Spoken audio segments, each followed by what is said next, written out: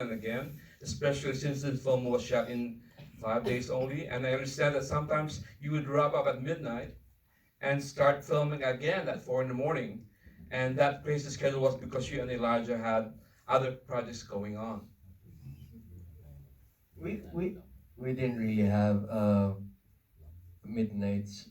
We ended siguro the latest we ended around 10:30, something like that, and then we pick it up at around 6 or 7 the next day, which is to me, of course not here in Hollywood, but in the Philippines we work 24 hours a day. No, to us that's still productive. Right now there's a law in the Philippines where hopefully it passes and goes into fruition that there's only like 14 hours, 16-hour work days. Hopefully that really pushes through. But for us, in our case, we really were trying to observe, really not going more than 14 most of the time. We only call each other early in the morning because we want to be able to rehearse the scenes. Because as much as possible, we didn't want to be having too many cuts doing the scenes. We wanted the flow of the emotion, the fluidity of the dialogue to come in. So Elijah and I opted to rehearse before we shot what was needed to be shot for that day. I think we should also applaud the performance of Elijah Canlas because this movie wouldn't have worked if these two they were evenly matched. So they both made the film very compelling, very interesting. So June, tell us how Romnick and Elijah rose to the challenge as we just saw in the film. What were your specific instructions to them? Since I write most of my scripts, the scripts that I direct, I mean, I pretty much think that everything is in the script, and I have to trust my actors um, to give life to my characters. Um, I always give them space. I allow enough space for my actors so that they can play around, give their interpretation of the roles that I entrust them. And I've worked with Elijah before. I've worked with Romy before. I know that they're brilliant actors, and know that they would rise to the occasion. It was really just a matter of asking them for a reading because I needed to hear, and not just hear, but I'm a queer filmmaker, and I make films for my community, about my community. I want to also know that my actors can commit to what I'm trying to say as a career filmmaker. That when we have Q&As like this, that we agree on the things that we're doing. Because I'm looking for allies. I'm looking for people who believe in my vision as a director and also as a human being. And so it was really easy working with these two actors. It was a joy. It really was a joy. And you found the perfect allies in Romnick and Elijah. So to June and also to you, Percy, since you're also a director. Ladies and gentlemen, Percy is also a filmmaker in his own right. So can you talk, both of you, how you cast Elijah Canlas and what he brought to this role? And how did Elijah surprise you in any way? How did you test the chemistry between Elijah and Romnick? Well, I've, with Elijah, I worked with him like a year. With Color 15, I mean, we made a film called Color 15, and that was when he was 18 years old, when he was 18, 19 years old. And so we already have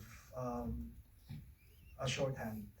I mean, we already know each other. I don't even have to finish my sentences with Elijah. He already knows what I want from him, and I know when he's not being truthful. I know how to push his buttons. I know how to get the performance that I want from him. But at the same time, I also needed him to read for the part because I was looking for a certain kind of chemistry between the two.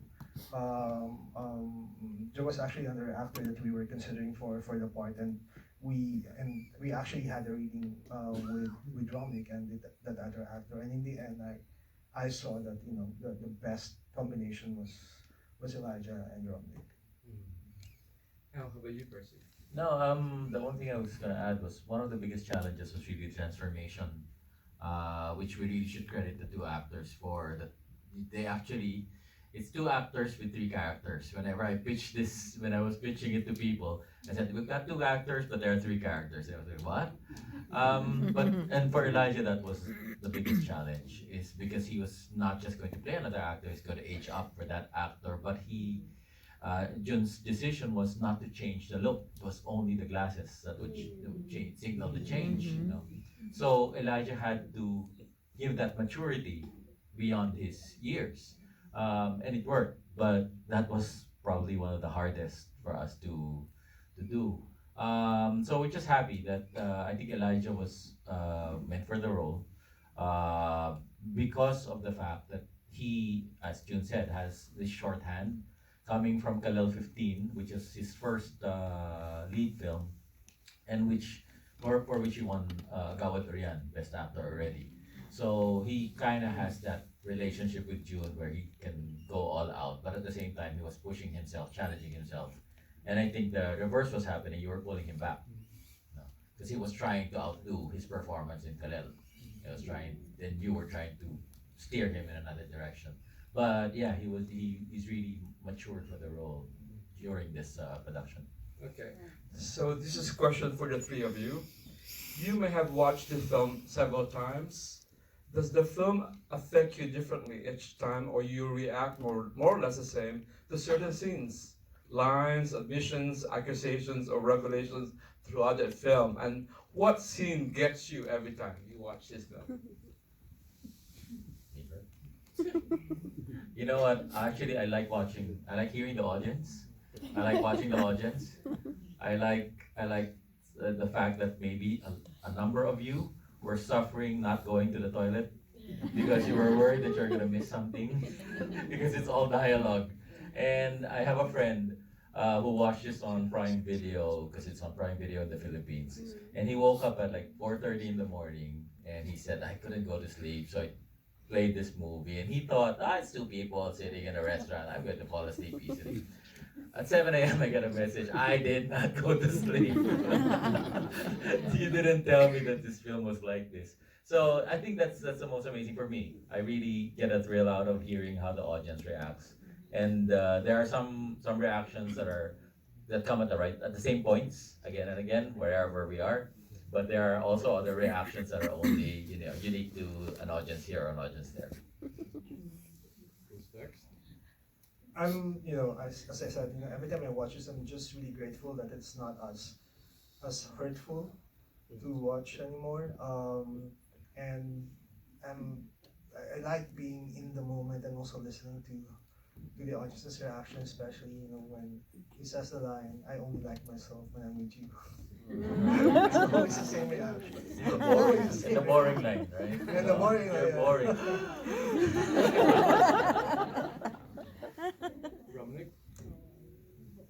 I will not tell you.